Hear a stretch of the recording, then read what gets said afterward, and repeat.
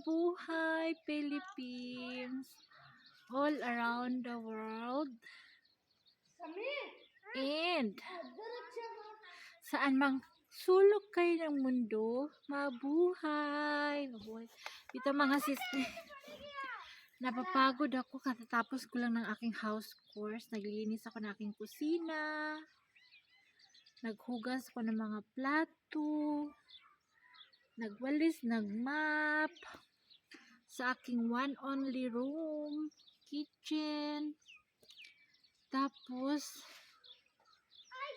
one of the hardest thing as a Filipina to do as a wife, magmasa ng harina. O diba, meron akong machine ng pagmasa ng harina ha, kaso tawag nito, mas diretso yung kamay ang gamitin kaysa magamit-gamit ng machine. Nahirapan ako kasi yung machine ko ando nakalagay, buhatin ko pa papunta dito, wala akong saksakan doon banda sa mabilis sana ang machine.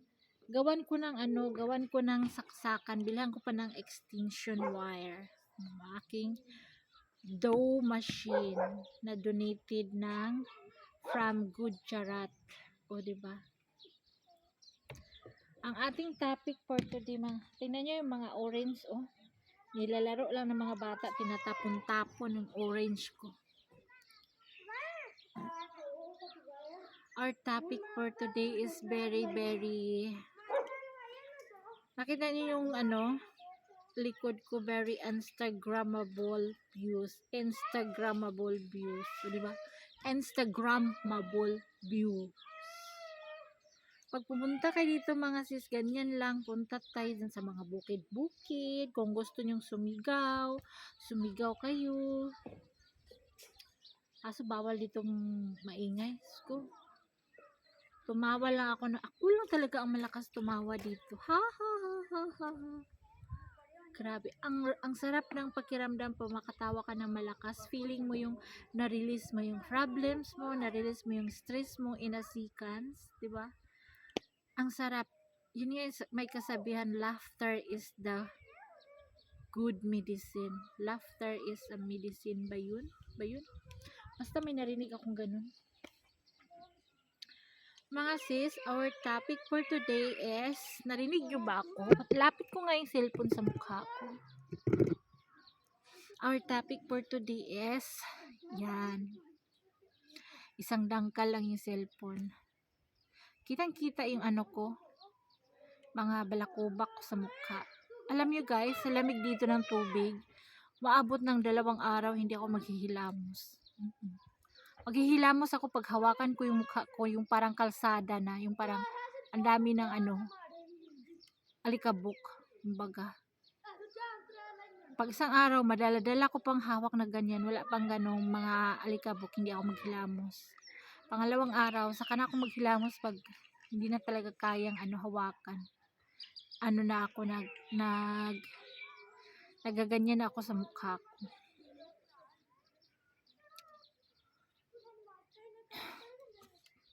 Our topic for today mga sis is pakita ko nga mas sa inyo yung ayun yung mga bahay dito. Para mga barko. Kunti lang bahay pero ang laman ng isang bahay is lahat kasama na yung apo sa tuhod, lahat kasama na, yung mga lola, lulo, pinsan, kasama na. Ayun, yan ang tinatawag na joint family. Hindi uso dito yung bukod-bukod pag nag-asawa ka. Pag inaasawa ka ng lalaki, kawawa ka. Lahat trabaho ka talaga. Tulungan, pero mostly pag ikaw inaasawa, trabaho ka. Pag mayaman naman, may katulong, ganyan. Meron dito sa amin, may dito sa amin, may mayaman dito sa amin,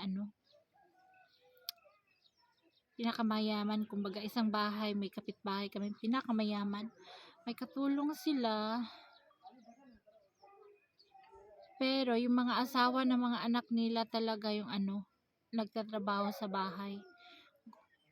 Nag-aas lang sila ng katulong kapag yung maraming bisita, ganyan, maraming hugasin, maraming plantsahin, yung ganun. So yun, our topic for today is sa aking Facebook page, sa Rosana Elias, ang second wife, is, guys, hindi pa nakapollow, please follow. Meron akong updates doon, mga photos every days, old memories and new memories, diba? Meron akong photos doon sa Rosana Elias, ang second wife. Doon yung makikita ang mga photos namin, family, Myra, Sammy, Bilal. So yun, our topic for today is bakit hindi ko kayang hiwalayan yung batugan at tamad kong asawa.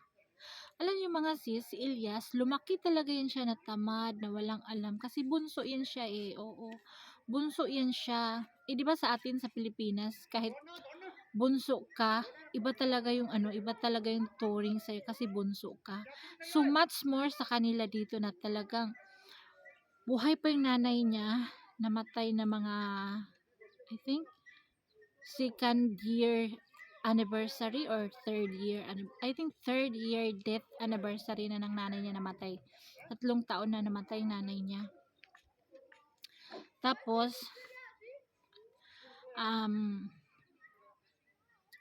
ganun siya pinalaki mula nung nag-asawa siya ng first cousin nila. 30 years siyang nagsama ng mag-asawa. Ganun ang buhay ni Elias, hindi siya tinuruan magtrabaho. So, ganun kasi siya kalab ng nanay niya. At saka, hindi din kinukontra yung nanay niya, mga kapatid niya, na ganito turuan, na ganito.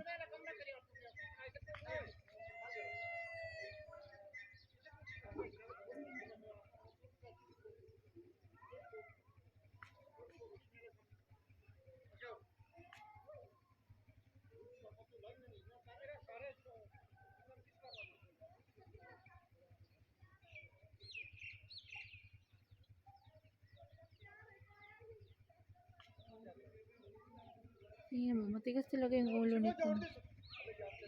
Sammy. Mag-ala na naman sila, punta na naman sila sa tindahan. Palipas oras, tapos pag magabi na, uwi na sila, kainan na, tulugan na. Ganun lang buhay. Alam mga sis, si Elias talagang lumaki yan siya na walang trabaho. Alam na hindi sila tinuruan ng nanay niya, mga kapatid niya, parang taong bahay lang si Elias kasi kung anong pinabibili sa tindahan, siya inuutusan. Ganun kasi dito pag wala kang anak na lalaki dito sa sa loob ng bahay mo, maghanap ka ng kapitbahay mo, uutusan mo sa tindahan kasi bawal na bawal bumili ang babae sa tindahan. Dating panahon pero sa ngayon, nako, hay naku, yung mga sabi-sabi na mga ganyan-ganyan, talagang lumalabas ako, hala, maglakad ako kahit saan ako doon, mag-ikot-ikot ako sa mga ganyan, kahit nasalubong ako ng mga lalaki dyan, yung mga ganyan-ganyan. Ewan ko, ang chismis nila sa akin, ano ba yung nasawa ni Elias? Parang baliw na ba yan? Umiikot-ikot dun sa bundok mag-isa, umakyat mag-isa, pag nakagat ng ahas yan, lalagot, ganito, pag na-rape ng ganito, ganito. Ang daming chismis, ganito, ganyan, sinasabi sa akin ni Elias, huwag ka maglakad, ganito. Hay naku, wala akong pakialam, patayin man ako ng ganito. Basta ayoko sa loob ng bahay, lalabas ako. Sabi ko nga, Elias, anuhan ko talaga yung niya sa akin. Hindi ako nakinig sa kanya, talagang makipagsumpaki ako ba? Talagang makipaglalis ako, talaga makipag-away ako. Naku. Sa Elias, masipok ng ulo sa akin. Lakaw na. Ikaw sabihin ko sa kanya minsan, halika, samahan mo ko maglakad. Magsulo ka doon. Ayoko yung pagurin mo ako kasi nga konting lakad na hinihingal na yun siya. Minsan nga nagbibideo ako kahit galing lang sa kusina. Kahit 5 hakbang, 4 hakbang lang yung kwarto ko sa kusina, hinihingal yan siya. Minsan naririnig ng mga viewers, ay, Ano ba yung ano, nagbi-video, hinihingal? Oo, kasi tinawag ko yun siya galing sa kusina, dito lang sa kwarto, hinihingal na. Gano'n siguro yung may sakit sa puso 'no? Ano lang yung ano kay Ilias sa puso naman, kumbaga barado lang yung ugat sa puso niya. Hindi ko alam kung ilang ugat nagbara. Kasi pinaano na yun siya, pina-angioplasty ba yun siyang tawag nun? Yung may kamera ba yun? Mahal daw ata yun eh. Parang 300,000 bata yun. Mhm. Natakot si Ilias sa presyo kaya nagbingi-bingihan siya, hindi na siya nagpaano-ano. Kay ako, pag ano-ano yung maano yung kapatid ko, ano sabihin, merong yaw-yaw, ganito ganyan. Kaya ayok, sabi ko, bahala ka eh. Bahala ka. Kaya yan siya, hindi siya maano kasi matakot siya sa kapatid niya, mayaw-yawan siya. Minsan manghingi lang yan siya kapag walang-wala na talaga kami makain. Like walang harina, walang bigas, walang manok, walang itlog. Yan talagang basic, sabon. Basic talaga yan sa ano, panimalay sa bahay. So yun, bakit daw hindi ko kayang hiwalayan si Ilyas? Ako mahal na mahal ko si Ilyas. Sa 6, di mabuhay si Rosana na walang 6. Hoy, hindi ganun, oy. Alam nyo, swerte lang si Ilyas sa akin kasi nakapangasawa ng probinsyana. Kung ano lang ako, kung laking city lang ako, hindi lang isa, dalawa siguro yung lalaki ko. Swerte lang talaga kasi lumaki ako ng may takot sa Diyos, unang-una. Andyan talaga yung ano, yung do's and don't, advantage and disadvantage pag probinsyana ka. O, diba? Kasi kapag ano lang ako, babae, akong haliparot, ilang beses na ako sa Manila pa kami, ilang beses ko na yung ano, nagbakasyon ako sa nanay ko sa lugar sa Mindanao. Sa Manila pa kami. Nag-stay naman ako sa Mindanao ng mga months, 3 months, ganyan. Nung andito ka sa Pakistan, umuwi ako, nag-stay ako ng mga less than a year. Siguro kung ano ako, maraming way, 'di ba? Kung lumandi, kung gustong lumandi. Pero wala sa utak ko yung mga ganyan eh. Ano ako, ano ko sa mga anak ko, pagising ko, ano talaga yung family orientation talaga akong tawag nung housewife. Housewife ano ako, yung talagang asawang asawa ka talaga. Housewife, ano ba tawag nito eh? Baga taong bahay lang talaga ako. Lalo na pag punuin mo yung ref, nandyan lang yung pagkain. Ay, naku. Andyan lang ako, nakaikot-ikot lang ako sa gawain ko. Pag gutom ako, magluto ko ng pagkain ko. Minsan nga, yung in-laws ko, nandito lang ha. Isa, dalawa, pangatlong pinto. Minsan, hindi ko pa yan mabisit sa ano, sa isang araw. Kapag tawagin lang ako, huy, tawagin mo yung mama mo, anong ginagawa? Ano, may ginagawa, ganito, ganito, ganyan. Sa loob lang talaga ako kung anong akin. Ganun ako eh, kung ano sa'yo. Doon lang ako sa ano, sa looban ko. Kahit ano yung mga ano, binubutingting, yung mga ganyan-ganyan. Kung kaya kong iwanan si Ilyas Palitan, hindi ko kayang iwanan. Hindi naman pagdating sa mahal na mahal. Andun yung ama ng mga anak ko. Ilang beses ko nang sinubukan. Alam mo, sasabihin ko sa inyo ngayon, ilang beses ko siyang hiwalayan. Ilang beses kong subukan na hiwalayan. Pero nangingibabaw ang konsensya. Andyan yung hiwalayan mo kasi andyan yung pagod ka na. Financially, wala. Andyan yung para kang, ibang culture kasi dito, andyan yung parang kang maid sa bahay, kahit walang trabaho, pagsisilbihan mo. Yung ano, yung culture nila baga, iba sa atin sa Pilipino. Isa yan sa nagpapa-drain sa akin na, ay, ang dami kong isipin, nandyan pa yung asawa ko na. Pagdating sa ganitong oras, pagsilbihan mo, ganito, ganyan. Sabi ko, minsan talaga dumarating sa point ng utak ko, lalo na full of stress ako, yung stress na stress ka. Ang sarap umuwi sa nanay mo na magpahinga ka, matulog ka, na wala kang kain, umaga, tanghali, tatayo ka lang sa gabi 'pag nagugutom ka. Ang sarap ng feeling na yun na, puwede ba walang mang-istorbo muna, ganito, ganyan, gano'n. Hindi naman yung sabihin na, ay mahal na mahal ni Rosana si Elias kaya hindi kayang iwan kasi walang pag-iwan walang maka-6. Hindi gano'n mga sis, hindi gano'n ha, hindi gano'n. Diyos ko po, Marimar. Nasa point na tinanong ko si Myra, gusto mo ba iwanan ko yung papa mo, maghiwalay kami? Sabi ni Mara, bakit? Maghanap ka ng iba? Mag-asawa ka ng iba? Sabi niya, hindi, ayoko, ganyan. Tapos sabi ko sa kanya, ganito lang buhay natin. Kain tayo ng prata, itlog. Gusto mo ganyan, lagi? Sabi lang ni Myra. Ganun lang siya. Tango lang siya. Ang laking problema pag pag yung mga anak mo ay malungkot ka, malungkot din sila, sabayan ka ng lungkot. Ang laki-laki ng problema. Kaya minsan, hindi na ako nag-ano, sinasarili ko na lang yung mga problema ko. Kasi pag i-open mo pa sa mga anak mo, problema din sila. Kaya hindi ko na lang sinasabi kay Mayra. Para sa para sa lahat ha, ilang beses ko nang sinubukan pero hindi kaya ng konsensya ko. Dahil sa mga anak ko, alam mo yung ang hirap. Ang buhay natin, 'di ba? Mayroong talaga hindi complete, hindi kontento. Ako, I'm blessed with the 3 kids. Pero ito talaga hindi perfectong buhay Kulang ka sa financially, pero may anak ka. Sa akin, sige lang, kahit mahirap ako, pero basta may anak ako, salamat ako sa ganun kasi baka pagtanda ko, may umaakay sa akin, may magbibigay sa akin kahit lugaw. Yan din ang iniisip ko. Kasi unlike nyo, ang iba, meron silang full of money. Ang daming pera. Pero walang anak. Pero yung ganun, may paraan naman yun, 'di ba? Pwede ka mag-ampon.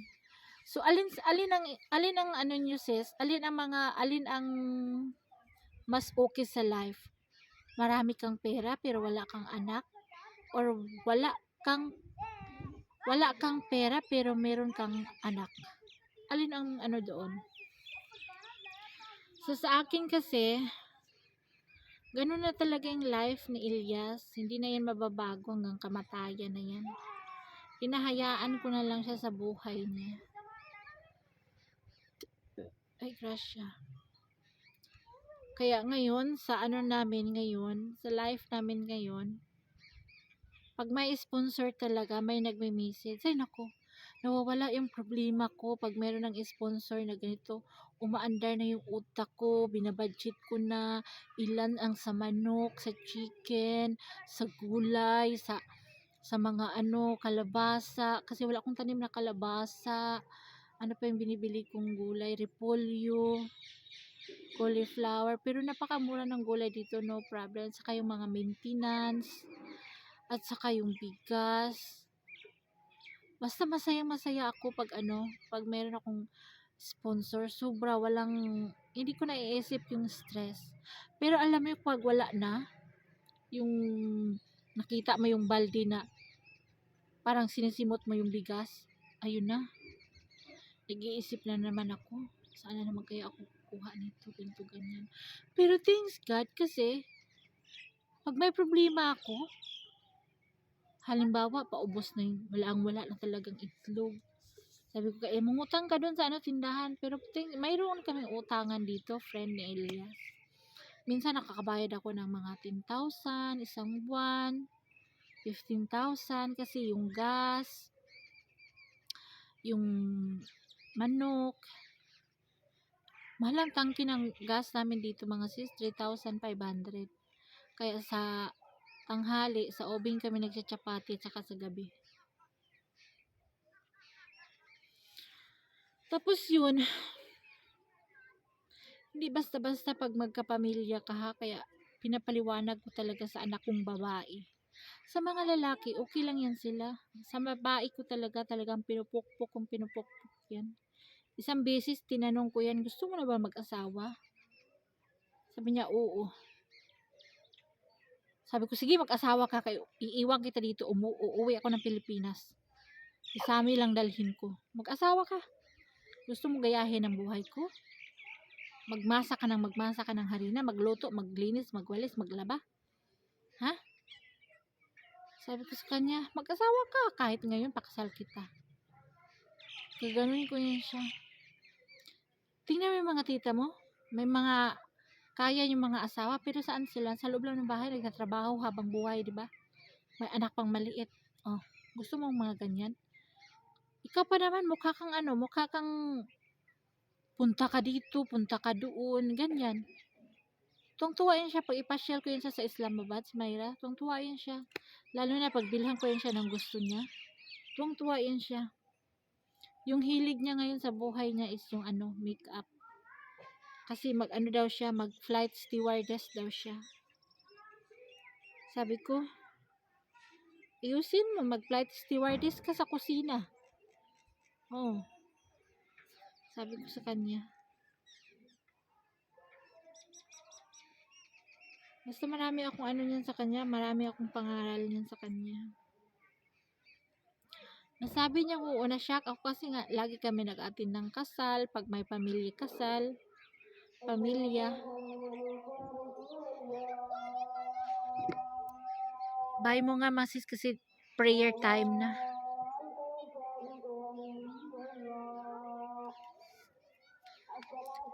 Thank you for watching. Salamat.